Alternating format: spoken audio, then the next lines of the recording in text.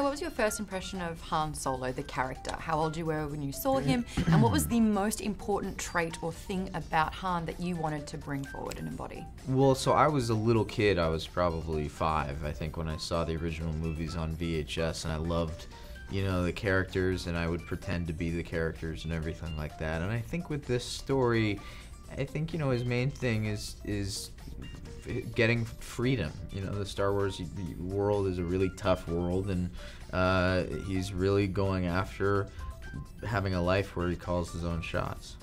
Pun? I didn't mean to make that pun, but it is in fact very much a pun. So what was your relationship with Star Wars before you were a part of it?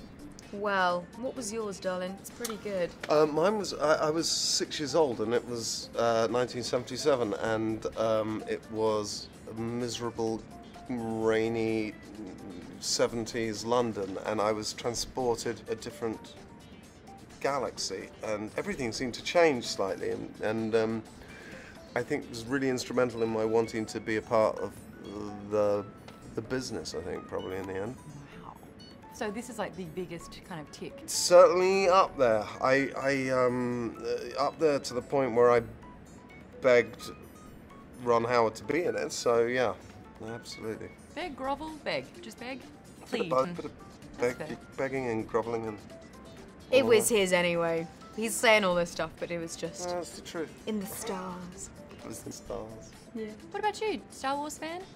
Well, so sorry, was not around when it first came out. So I came to it later on. I just did. My brother was a huge fan, so I was aware of it from a very young age. But when Episode 7 came out was when I found my love for it in this latest guise. And so to then be a part of it now with a kind of knowing exactly what it was that we were going to go into is kind of, was just amazing.